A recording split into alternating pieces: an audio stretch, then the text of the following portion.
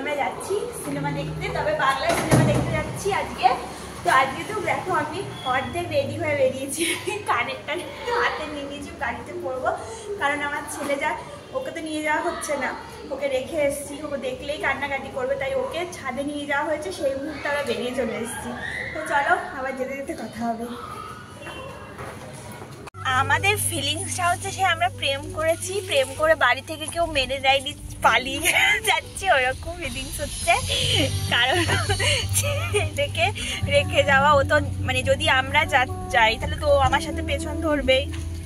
আর ও বুঝতেও পেরেছে যে কিছু একটা ব্যাপার হচ্ছে, বারবার করে মানে আমরা ঘরে রেডি হচ্ছি, ও বারবার করে দরজাকে নক করছে। তো যাই হোক, ওকে তো রেখে চলে এসেছি, জানি না এবার কি ঘটনা ঘটাবে, বুঝতে পারবে কি না।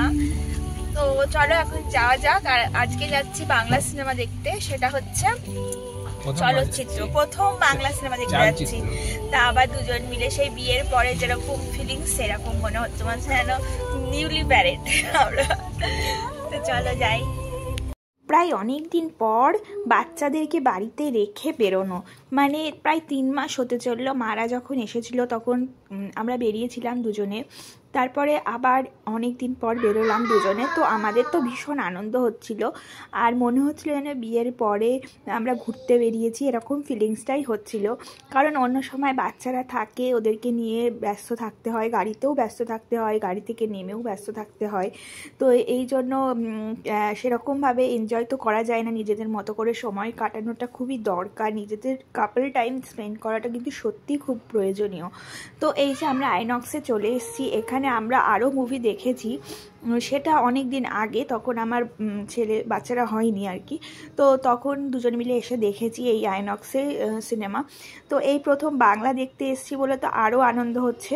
মানে হায়দ্রাবাদের বুকে বসে যে Bangla cinema, completely Bengali movie দেখবো, এটাই আমার কাছে একটা অন্যরকম ফিলিংস। তো তারপরে ঢুকে গিয়ে ভাবছিলাম যে কি করব, ভেতরটা তো খুবই সুন্দর, তাই একটুখানি ভিডিও করছিলাম। তারপরে আমি ভাবলাম যে চলো, এখানে তো অনেক খাবারের স্টল আছে, একটু ঘুরে দেখি যে এটা কীরকম কী খাবার পাওয়া যায়। তারপরে আমরা একটা পানির ফ্র্যাঙ্কি নিয়েছিলাম, সেটা বসে খাচ্ছিলাম, কিন্তু খেতে কিন্তু সত্যি ভালোই ছিল।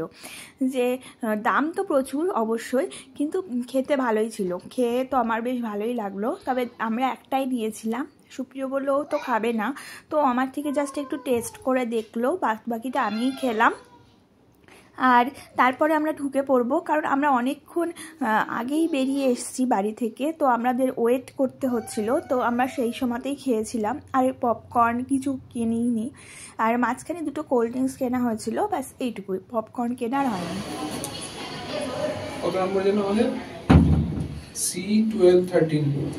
চলো, প্রথম বাংলা সিনেমা দেখছো হায়দ্রাবাদে বসে, কেমন মনে হচ্ছে? এতদিন বাঙালি বাঙালি মনে হতো না, কি মনে হতো? তেলেগু তেলেগু।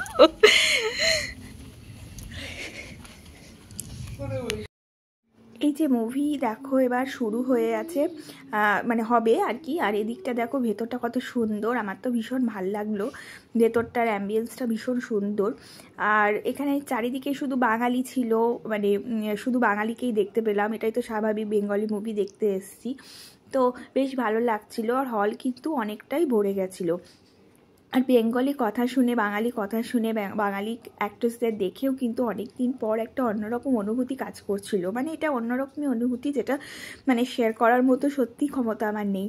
বাংলা নিজের মাতৃভাষা, সেই ভাষাতে অনেক দিন পর সিনেমা দেখছি, যে এটার ফিলিংস কতটা, মানে মুভিটা অবশ্যই ভালো, কিন্তু তার থেকেও বড় এই ফিলিংসটা। তো মুভিও দেখা কমপ্লিট হয়ে গেল। তো আমরা তো সিনেমা দেখে নিলাম, আমাদের একটু ভালোই লাগলো।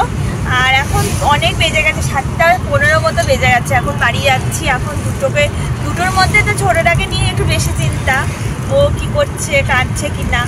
তো চলো এখন বাড়ি চলে যাই। এখনকার মতো ব্লগটা এন্ড করলাম, টাটা।